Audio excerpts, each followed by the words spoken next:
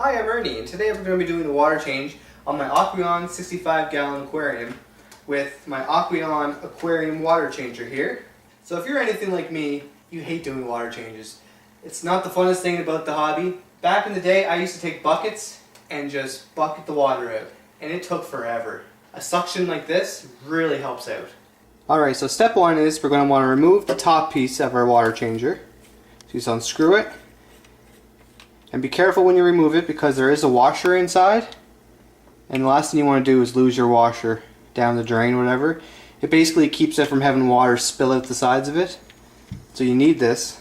Step two is we're going to want to unscrew our tap. Basically what this piece does in your tap is it keeps the water going down straight instead of going like this. So we need this, and this also has a washer, so don't lose that. We'll put that to the side for now. Step three is we're going to want to insert the piece that we took off our water changer onto our tap. Just like that. Next, step five is we're going to put our washer back into our water changer and screw it on. There we go.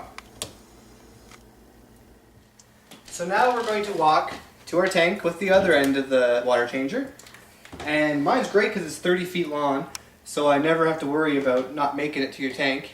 But before you purchase one of these, make sure you know the distance from your tank to your closest tap. You don't want it to have it coming right to here and you can't get to your water. So first what we're going to do here is we're going to open up the top and insert this end into the aquarium. Just like that. And we're going to close our top just to hold it in place. And then we're going to walk back over to the sink again.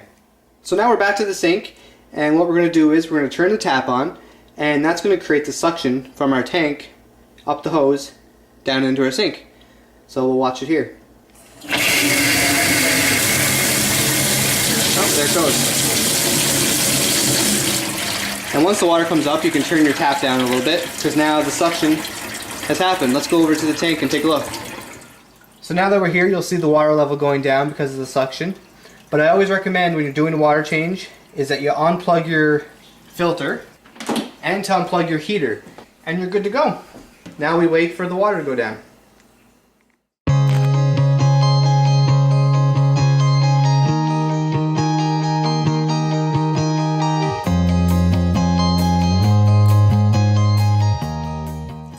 So what we're going to do here is we're going to put the water back into the tank. So we're going to turn on the water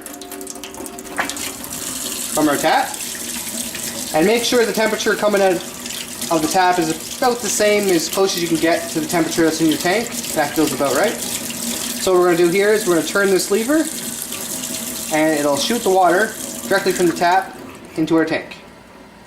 Just like that.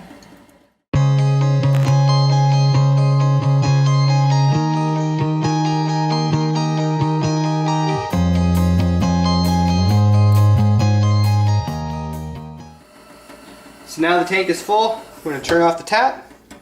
And what I personally do, I'm sure people have different methods, but I turn the switch back on so the suction will happen again, and we'll go back to the tank and remove all the water from the water changer.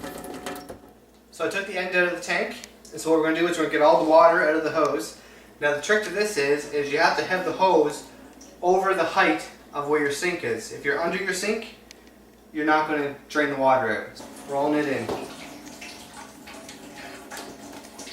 And make sure you don't get kinks or anything in your hose, otherwise you're going to end up with leaks and problems. So now we're going to unhook it from the tap now that we got it all rolled up. And what I like to do is I'll just take the bottom piece off first, because I find it easier.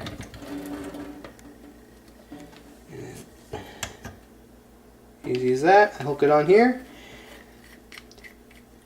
And to keep other family members of getting the shock of when they turn on the tap, return your piece on here onto your tap so